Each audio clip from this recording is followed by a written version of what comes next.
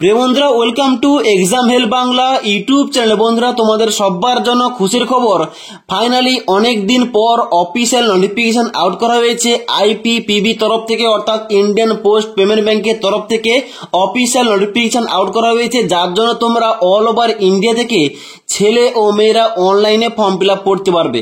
তাই এখানে যে অফিসিয়াল নোটিফিকেশনটা আউট করা হয়েছে, কোন কোন পোস্টের জন্য অফিসিয়াল নোটিফিকেশন আউট করা হয়েছে, কারা কারা তোমরা আবেদন করতে পারবে, কিভাবে তোমাদের আবেদন করতে হবে, আবেদন করার পর সিলেকশন তোমাদের কয়টি ধাপে হবে এবং এখানে তোমাদের বেতনমূল্য কত দেওয়া হবে, অ্যাপ্লিকেশন ফিস কত লাগছে, আবেদন করার শেষ তারিখ কবে, এ টু জেড সম্পূর্ণ তথ্য নিয়ে আজকের ভিডিওটিতে আলোচনা করব। তাই অবশ্যই তোমরা ভিডিওটি শেষ পর্যন্ত দেখো এবং আমাদের চ্যানেল নতুন হয়ে থাকলে চ্যানেলটি সাবস্ক্রাইব করে পাশ থাকা বেল আইকন প্রেস করে অল নোটিফিকেশনটা অন করে রাখবে।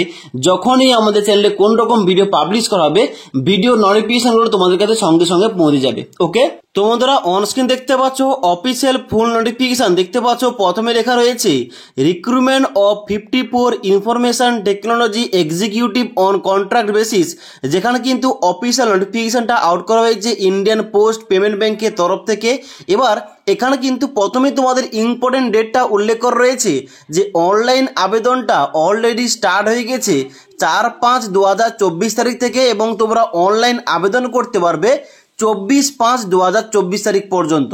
ওকে, এবার নেক্সট দেখতে পাচ্ছ 1 নম্বর পয়েন্ট তোমাদের এলিজিবিলিটি ক্রাইটেরিয়া বলা রয়েছে এবং তার সঙ্গে সঙ্গে এখানে প্রতিটা পোস্ট অনুযায়ী ভ্যাকেন্সি সংখ্যা উল্লেখ করা রয়েছে। প্রথম দেখতে পাচ্ছ পোস্টের নাম লেখা রয়েছে এক্সিকিউটিভ অ্যাসোসিয়েট কনসালটেন্ট, যেখানে কিন্তু এজ লিমিট চাওয়া হয়েছে 22 থেকে 30 বছরের মধ্যে।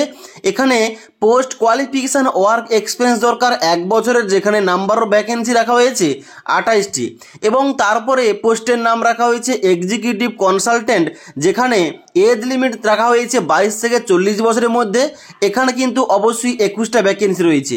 তারপর রয়েছে এক্সিকিউটিভ সিনিয়র কনসালটেন্ট, যেখানে তোমাদের টোটাল 5টি ভ্যাকেন্সি রয়েছে, অর্থাৎ এখানে কিন্তু টোটাল 54টি ভ্যাকেন্সির জন্য অফিসিয়াল নোটিফিকেশন আউট করা হয়েছে, যার জন্য তোমরা অনলাইন আবেদন করতে পারবে অল ওভার ইন্ডিয়া থেকে ছেলে এবং মেয়েরা। ওকে, এবার নেক্সট ইম্পর্টেন্ট পয়েন্ট, এই সমস্ত পোস্টের জন্য এসেনশিয়াল এডুকেশন কোয়ালিফিকেশন কি চাওয়া হয়েছে, কারা কারা তোমরা এই সমস্ত পোস্টের জন্য এলিজিবল আবেদন করতে পারবে। প্রথমে দেখতে পাচ্ছ পোস্টের নাম বলা হচ্ছে এক্সিকিউটিভ অ্যাসোসিয়েট কনসালটেন্ট, যেখানে অবশ্যই তোমাদের টোটাল 5টি ভ্যাকেন্সি রাখা হয়েছে।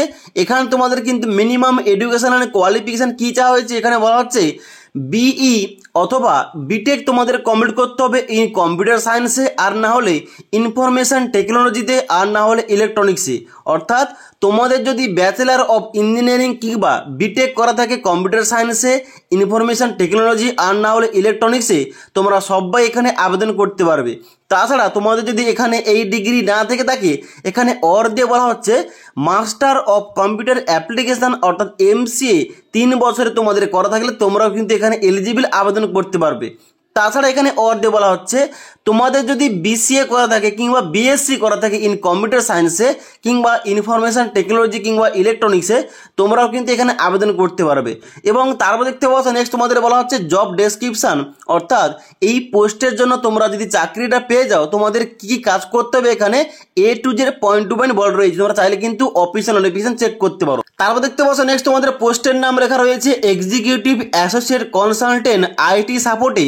এখানে তোমাদের 23টা ভ্যাকেন্সি, যেখানে কিন্তু অবশ্যই মিনিমাম কোয়ালিফিকেশন কি চাওয়া হয়েছে, এখানে তোমাদের বলা হচ্ছে তোমাদের হয় ব্যাচেলার অফ ইঞ্জিনিয়ারিং করা থাকতে হবে কিংবা বিটেক করা থাকতে হবে কম্পিউটার সায়েন্সে, না হলে ইনফরমেশন টেকনোলজিতে, না হলে ইলেকট্রনিক্সে।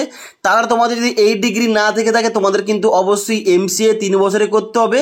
তাছাড়া তোমাদের যদি এই ডিগ্রি না থেকে থাকে তোমাদের কিন্তু বিসিএ কিংবা বিএসসি করতে হবে এই সমস্ত সাবজেক্টে।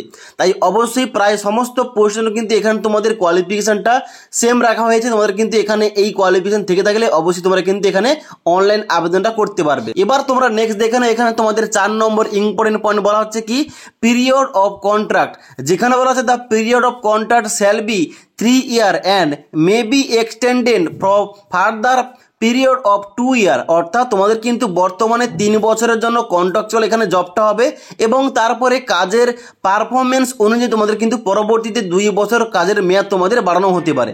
ওকে, এবার নেক্সট ইম্পর্টেন্ট পয়েন্ট, যদি তোমরা এই সমস্ত পোস্টে আবেদন করে থাকো তোমাদের সিলেকশনটা কীভাবে হবে। দেখতে পাচ্ছ 6 নম্বর পয়েন্টে এখানে সিলেকশন প্রসিডিওর উল্লেখ করা রয়েছে। এখানে বলা হচ্ছে selection will be made on the basis of interview, however bank reserve the right to conduct assessment, group discussion or online test in addition to interview.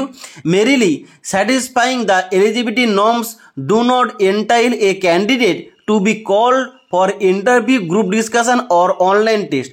অর্থাৎ এখন কিন্তু বর্তমান তোমাদের বলা হচ্ছে ইন্টারভিউ দ্বারা তোমাদের এখানে সিলেকশন করা হবে, কিন্তু পরবর্তী তারা যদি চায় তাহলে কিন্তু অবশ্যই তোমাদের কিন্তু এখানে অনলাইন টেস্ট এবং গ্রুপ ডিসকাশন কিন্তু এখানে নিতে পারে। ওকে, যার মাধ্যমে তোমাদের কিন্তু সিলেকশনটা হয়ে যাবে। তারপর দেখতে পাচ্ছ 7 নম্বর পয়েন্টে এখানে তোমাদের বেতন মূল্য সম্বন্ধে বলা হয়েছে। এখানে দেখতে পাচ্ছ তোমাদের কিন্তু পোস্টের নাম প্রথম বলা হচ্ছে, তোমরা যদি এক্সিকিউটিভ অ্যাসোসিয়েট কনসালটেন্ট পোস্টে চাকরি পেয়ে তোমাদের কিন্তু পার অ্যানাম 10 লক্ষ টাকা তোমাদের কিন্তু স্যালারি দেওয়া হবে। তারপর দেখতে পাচ্ছ 2 নম্বর পয়েন্টে পোস্টের নাম লেখা রয়েছে এক্সিকিউটিভ কনসালটেন্ট, যেখানে তোমাদের পার অ্যানাম কিংবা প্রতি বছর তোমাদের কিন্তু স্যালারি প্যাকেজ থাকবে 15 লক্ষ টাকা।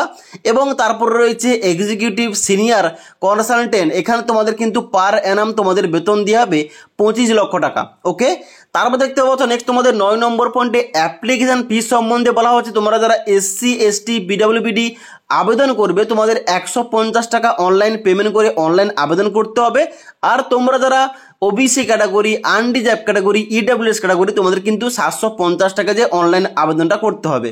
ওকে, এবার অনলাইন আবেদন করার জন্য তোমাদের ভিজিট করতে হবে www.ippbonline.com। এখানে ভিজিট করে তোমাদের অনলাইনে স্টেপ বাই স্টেপ আবেদন করতে হবে, যা লাস্ট ডেট রয়েছে 24/5/2024 তারিখ পর্যন্ত।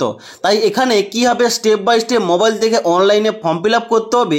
এই টপিকে তোমরা যারা ভিডিও চাও অবশ্যই কিন্তু আমাকে কমেন্ট করে জানাতে পারো।